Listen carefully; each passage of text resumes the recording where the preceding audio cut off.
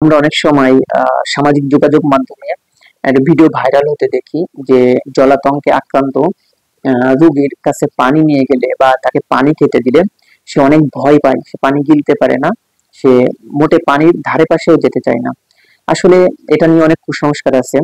যেমন গ্রাম দেশে প্রচলিত আছে যে সে যখন পানি খায় তখন পানিতে ওই কুকুর বা বিড়ালের বা ওই প্রাণীর ছবি দেখতে পায়, বা একটা প্রতিবিম্ব দেখতে পায়, যার কারণে সে পানি খায় না।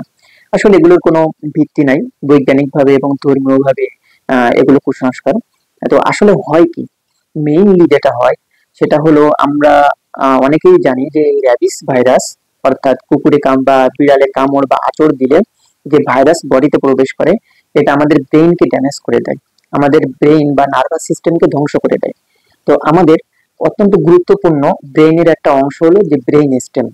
তো এই ব্রেইন স্টেম হলো আমাদের যে আমরা যে শ্বাস প্রশ্বাস নিই, আমরা যে খাবার গিলি, আমরা যে খাবার ভক্ষণ করি, আমরা যে পানি খাই, এই সমস্ত কাজকর্মগুলো যে মাসেল করে, এবং যে সিস্টেম এই সমস্ত জিনিসগুলো সুন্দরভাবে রেগুলেট করে, এর সেন্টার হলো ব্রেন স্টেমে অবস্থিত। তো যখন এই র্যাবিস ভাইরাস আমাদের ব্রেইনের ওই ব্রেন স্টেম এই পার্টকে আক্রমণ করে, তখন আমাদের এই যে মাসেল, অর্থাৎ ঢোক গেলা, খাবার খাওয়া, এই সমস্ত মাসেল গুলো ক্ষতিগ্রস্ত হয়। যার কারণে যখনই পানি বা খাবার তার সামনে আনা হয়, তখন এই স্টিমুলাই দেখে, এই খাবার বা পানি দেখে তার তার অনিয়ন্ত্রণ, আনকন্ট্রোলড, যেটা আসলে তার আন্ডারে থাকে না, কারণ তার নার্ভাস সিস্টেম ক্ষতিগ্রস্ত হয়েছে। এখন নার্ভ, মাসেল বা বডির পার্ট তার কথা শুনে না।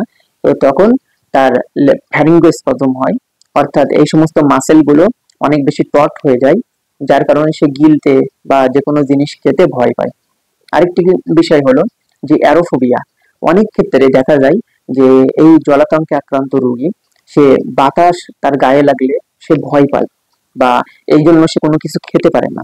এটার মেইন কারণ হলো যে বাতাস যখন তার গায়ে লাগে তখন যেহেতু তার নার্ভাস সিস্টেম তার কন্ট্রোলে নাই, এবং ওভার স্টিমুলেশন, মানে তার নার্ভাস সিস্টেম ওভার স্টিমুলেটেড, সেজন্য সেন্সরি ওভার স্টিমুলেশন হয়, যার কারণে আমাদের যে গুরুত্বপূর্ণ ঢোক গেলা বা কোনো কিছু খাবার বা পানীয় গ্রহণ করার যে সিস্টেম, অর্থাৎ তার ল্যারিঙ্গোস্পাজম এবং ফ্যারিঙ্গোস্পাজম হয়, যার কারণে সে খাবার গিলতে পারে না বা পানি গিলতে পারে না, এবং এই সমস্ত জিনিস দেখলে সে ভয় পায়।